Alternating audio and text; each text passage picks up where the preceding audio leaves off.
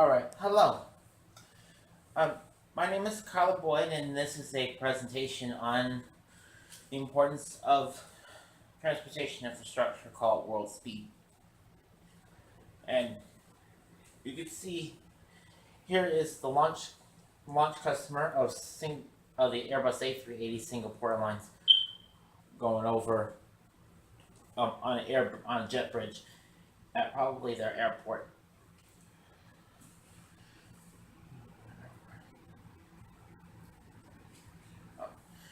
See, well, first I want to welcome all of you. As and the way to welcome, I would want you to share your travel stories. Like, I'll share whatever travel experiences or stories that you have and how could they improve. And so if somebody could be the first to share.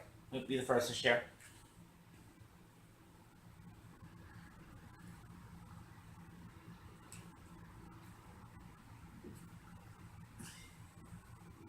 Well, I know when I traveled to Germany, while it was a long flight, um, I would have expected just a little bit more comfort along the journey. Um, I found myself getting tired, uh, I, which makes me so appreciative of the new airlines that are out there now, like Qantas Air. It's very uh, geared towards passenger comfort. Um, the family gets to sit in quads and basically share the whole travel experience and basically relax a whole lot more than I think anyone would have ever envisioned 25 years ago.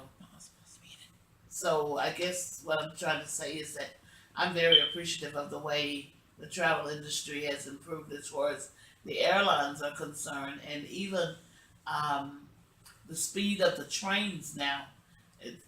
That's really great. You're not spending a whole lot of time, travel time, on the train trying to get to your destination, but rather you can expect a certain amount of speed, and stops are a little bit more structured.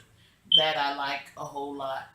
So I guess that would be um, a little bit about my experience and some of the things that I'm appreciative of with the improvements in the industry due to technology, of course. Okay. Good. Very good. Very good. The um reason I like travel experiences I've had. One prominent one was going to New York, and this was before the Wright Amendment was um, had expired, and we had to drive up to Little Rock, Arkansas, to catch two planes, um, one at LIT, the other one at NDW, and with the flight terminating over at uh, um, ISP, and then we had to take the Ronkonkoma train over um, to New York City, which is 44 miles away, and we also managed to we did a lot of walking, did a lot of taxi catching, and in that because in that city, it was a refreshing departure from here in Texas, where most people have a car, but in New York City, 75% of households don't have one. So it was great to use alternative modes of getting around instead of relying on a car all the time. Excuse me, you mentioned an LIT. What is that? Oh, I'm sorry. LIT is the airport code for Clinton National Airport in Little Rock, Arkansas. Oh, Their IATA code. Um, NDW is for Chicago Midway Airport, and ISP is for Islip MacArthur Airport in Long Island. Oh, those were the airports you traveled into and on your way to New York? Right. Okay. Wow. Right. To move things along, the summary is the summary of this presentation is that transportation infrastructure is a major component of our modern world. Many people depend on it with their livelihoods. A growing and increasingly connected world needs access to adequate, competent, and efficient logistics without losing a drop of hospitality. Road transport. Since antiquity, roads have connected people between communities, cities, and countries, and creating a lot of, and that way it's helped generate culture. Since the 1950s, the United States interstate system has exposed uh, has exposed new markets to the world and has caused the country to soar economically. So, and in order to accommodate this growth, many cities worldwide have had to completely expand their existing infrastructures. Like this is a Interstate 110 or State Highway 110 in the Los Angeles area. You can see how car that alone can tell you how big the area is and car how big car culture is in Los Angeles in Southern California.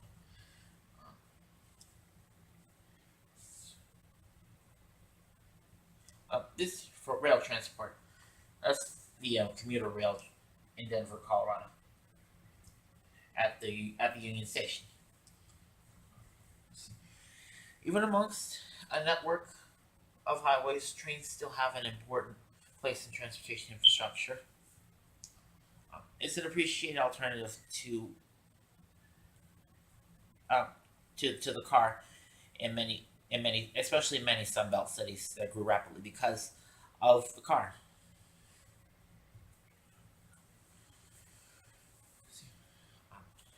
High-speed trains have exploded in popularity.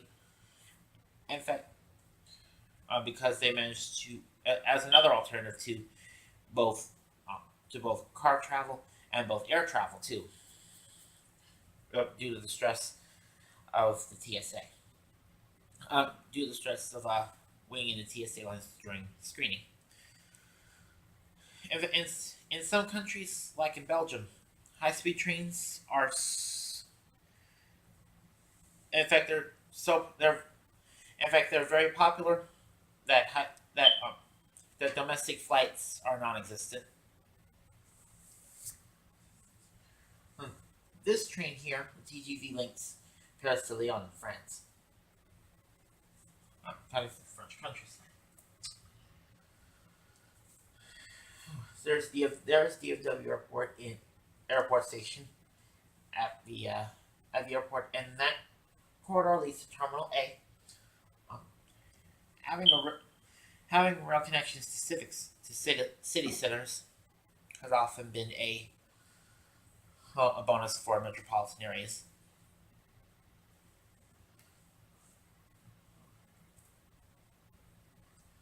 For ocean transport, that's Harmony of the Seas in Southampton.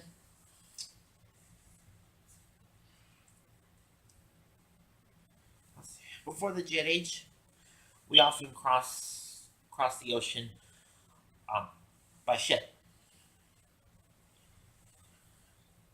Um, although nowadays airliners dominate intercontinental travel, um, like being we still need ships to we still need ships to transport people and especially goods across the ocean. Um, ocean liners like these helped shape the modern cruise industry. There's Titanic. There's 1912. There's Normandy, 1935. Andrew Doria, 1953. Queen Elizabeth II, 1969.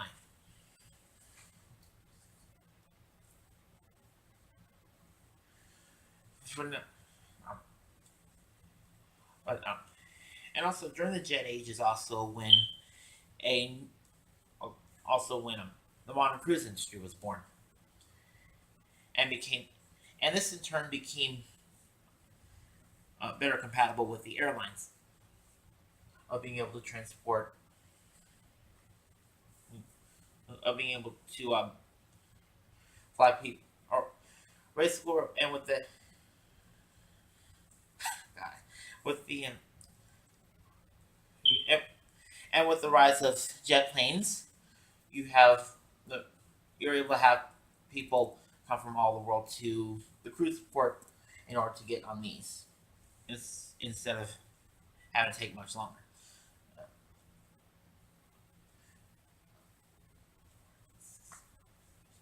New markets. Wait. And nowadays, the cruise industry reaches many markets. In fact, the ship Ovation of the Seas was designed for the Chinese market.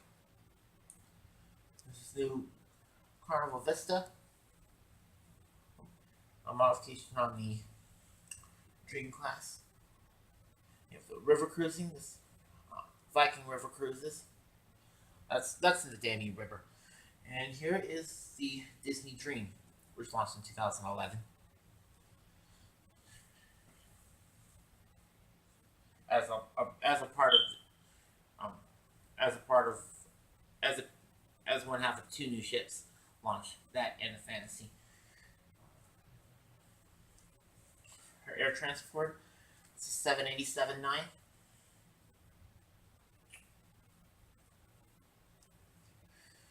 Airports like Dallas Fort Worth International Airport serve as an economic engine for this whole region.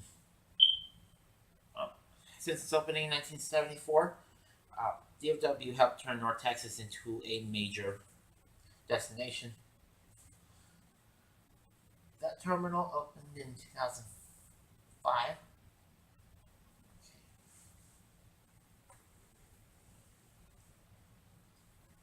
And currently, this whole airport is undergoing a modernization program right now.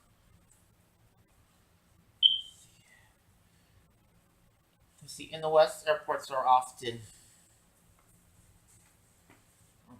seen as a noisy, polluting, and stressful nuisance.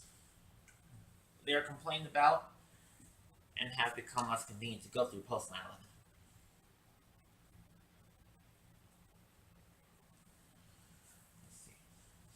It's uh, like while they can be noisy, while they can be stressful, and while pollution is an issue, these airports also um, are a big deal to many people worldwide. For instance, the United Arab Emirates, uh, they spend a good chunk of their budget on education, around 31%. And when you have that, you need a world class airport um, to serve a highly educated workforce, uh, uh, like this.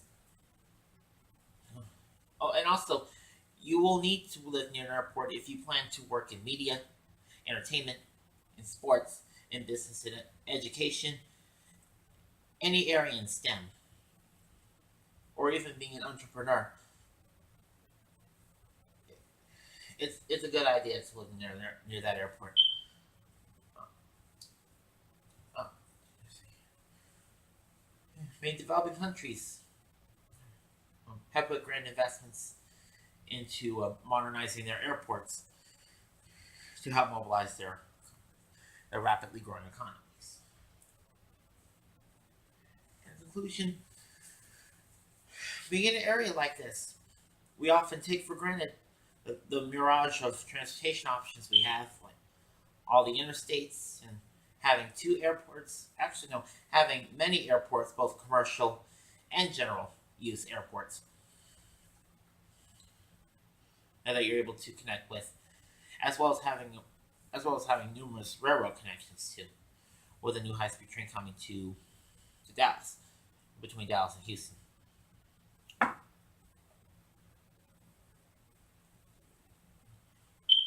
all of all of these modes of transportation work together to help create infrastructure, and for anything to thrive, you need investment, and without investment, you undermine not only the economy but also the people and the communities you serve.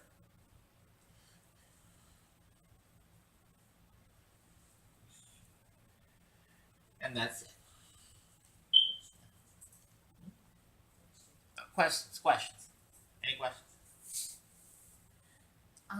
You mentioned that in the United Emirates, the the transportation would support STEM. What is STEM? Science, technology, engineering, mathematics. Okay, so you're basically saying that anyone who is in any related field to that, they can expect that they would have a great deal of movement there, but they need something convenient like a robust airport. Is that what you're saying? Right. Okay, modal transportation. And Okay. yes, that many people in the medical profession also use it too. Oh, okay. Well, yeah, that would be the science part. Okay, thank you. Right. And if you and it's also and you also appreciate these different modes of transportation during times of emergency, like in Hurricane Katrina, Mm. um, how in which many transportation modes served as they perform logistics for getting people out of the New Orleans area or the areas that were hit in the hurricane.